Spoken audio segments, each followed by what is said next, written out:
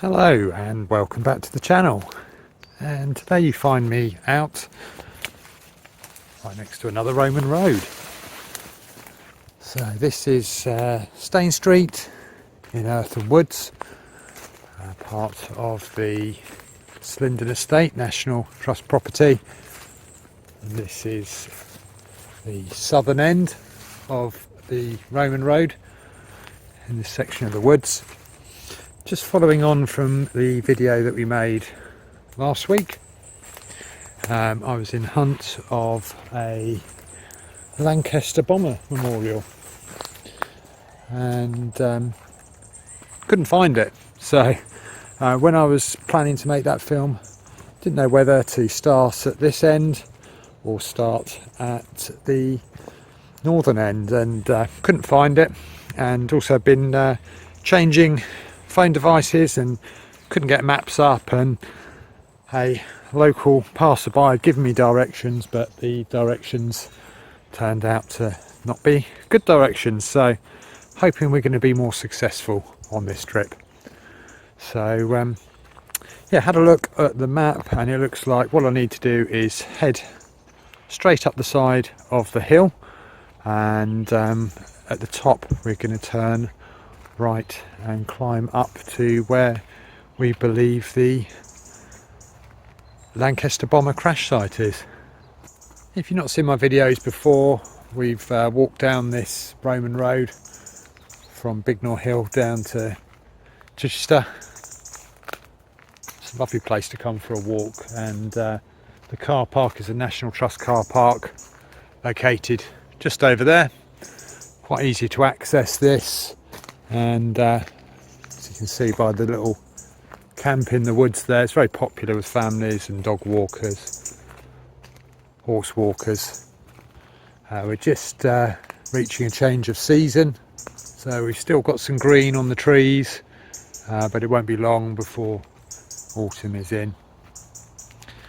So I think this is about a 5-kilometre walk, and yeah, well, let's just see how we get on, and hopefully we can find it.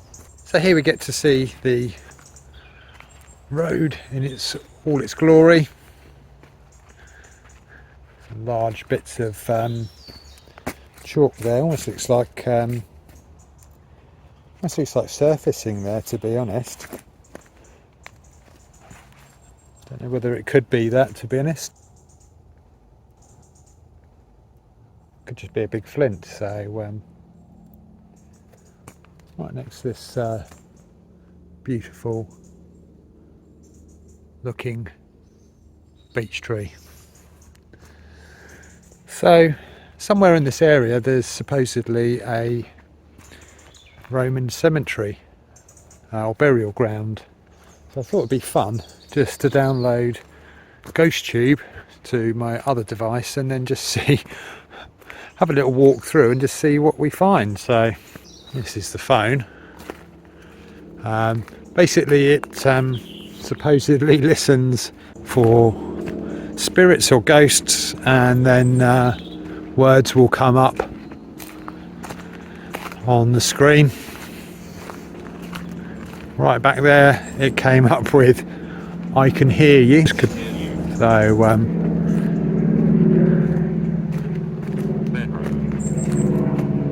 oh, right, look at that, just on time. We have got the old Harvard. There we go. That is the Harvard World War II trainer plane. It flies out of Chichester, or Goodwood rather, airfield. So you can book flights on that because it's a trainer. It's a 2-seater, so people can sit in the back. But ironic that we're going to find the Lancaster bomber and we've got a World War II fighter plane flying above. So brilliant.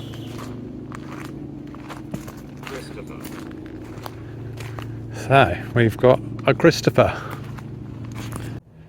So walked a bit further along, and this is where we're going to be leaving the Roman road, and I've decided we're going to take this little off ramp through the woods.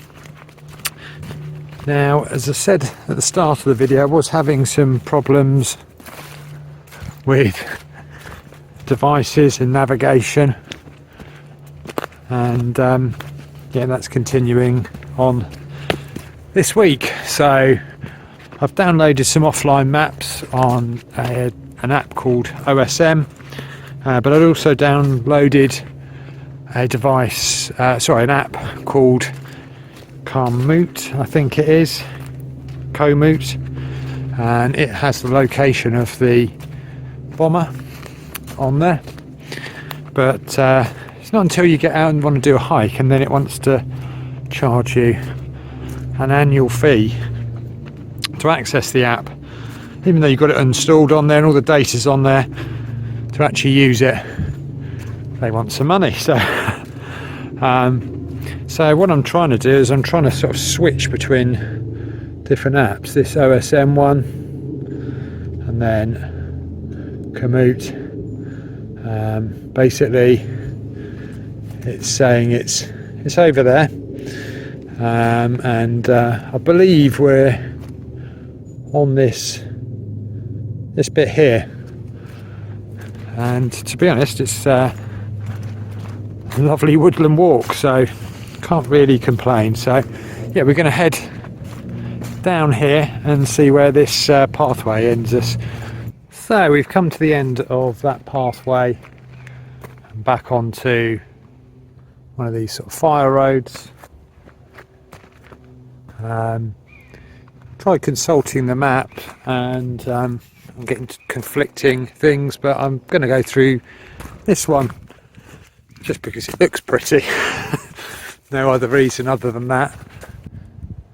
So we've headed through that pathway, and then we just crossed a fire road approximately there, and again the maps weren't really giving me much of an indication, but this route seemed to be a lot more interesting, and here we've got some earthworks going through the woods, almost like a boundary layer, and it continues up in that direction, almost similar to the Roman road in its shape, but a lot shallower. So yeah, not quite sure, there's nothing marked on the map. This way just looked a lot more interesting. So a lovely bit of woodland this. Don't know whether the camera's going to pick it up. I've taken the microphone off because it does have noise cancellation, and some lovely bird song in the background. Very little wind in the woods, but yeah, turn the camera back on because we've got some more earthworks here.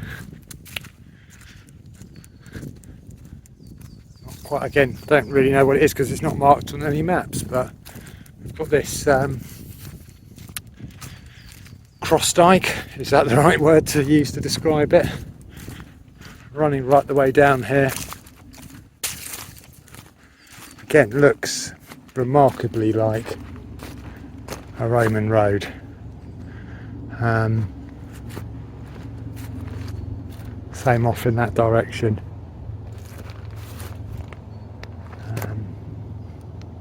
Yeah, interesting. Pathway continues on here.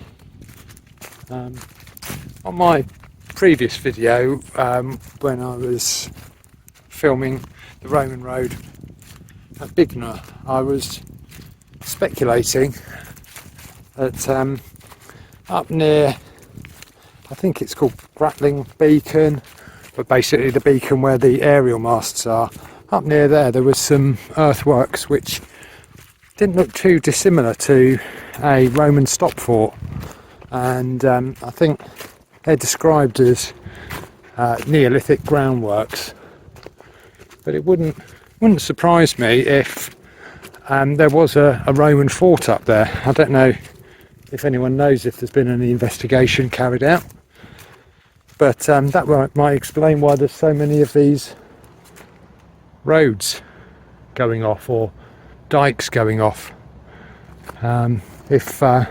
If the Romans were here and it was a central hub up the top there, they used to have these stop forts. Every day's hike's worth of travel on the road. So we're gonna head in this direction. So right here we've got some more earthworks right down there and here. Yeah, I guess they're boundary markers, and this may have been an old drove road, slightly sunken, as we can see here. And that might be if you're droving animals from one place to another. So I've been following this earthwork actually. The old drove road, as I called it, goes down that way. I was just interested why this earthwork would turn, and looking at the maps it looks like it's in the right location, and then feasted my eyes on this. So looks like a very flattened bell barrow, but just beautiful with this light coming through the trees and illuminating it. It does feel quite magical. And yeah, look what we've got there. We've got the centre removed right here. Does appear to be a bell barrow, and then next to it this other large mound with almost just like a footpath going through it. Got some rubble up there, so it might be the remains of an old building. It almost looks like fence posting.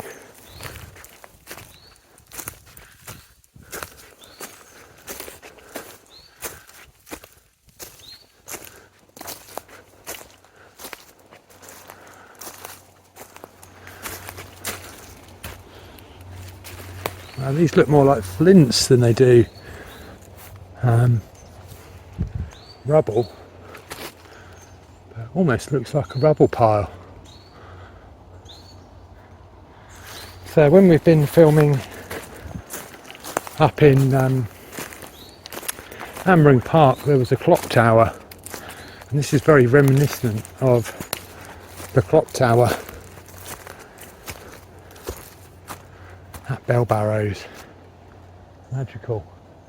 And if I'm not wrong, it looks like we've got another one over there. Yeah, interesting. Let's just head over in that direction and see what that is. Let's have a closer look at this. We've still got the earthwork with almost like a sunken footpath just over there.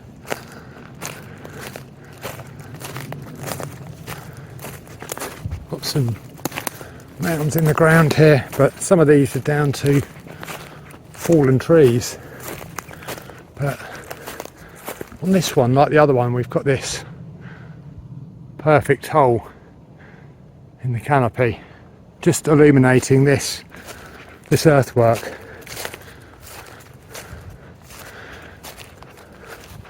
I mean, it's round. It hasn't got the traditional hole out the centre, but it's a round earthwork for sure.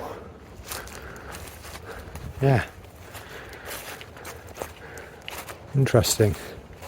It's not as high as the ones that we're used to seeing, but hoping the camera is going to pick this up. But there's definitely a mound. So nothing else around it in the trees. It's the only place that grass is growing. So I'm going to head back over to this sunken footpath and carry on my walk. So comment down below if you find these anomalies in the forests or on the hills as interesting as I do. So this is the earthwork here that we've been following, and brings us out onto this fire road. At first glance it seems that you shouldn't be in that forest, but actually this sign is basically just saying to observe these signs. We didn't see any of those signs anywhere, so should be fine. But if we look this way, we can see there is signs of forestry work being carried out, although not today on a Sunday. Now the earthwork would be here, sort of going off in that direction, but there doesn't seem to be any clear pathway, and I could end up in some private property over there, so I'm not going to head in that direction. We're just going to follow this fire road up to the top of the hill, and then I believe we turn left and walk along the ridge. So reach the end of that path, and believe we need to be heading in that direction. And we've got some remnants of earthworks just over here,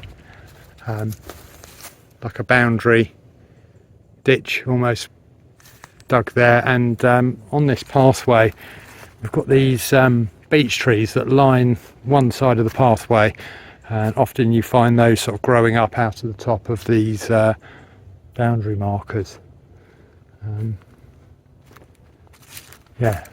So interesting sort of opening over there. That I believe is the top of Upper Waltham Hill. Don't see any trig points around. Got some more earthworks over here actually. Right there, another mound. Again, possible old droveway before it's been forested. There's a lot of forestry in this area back in the early 20th century to help with the World War I and World War II efforts. The Canadian forestry crew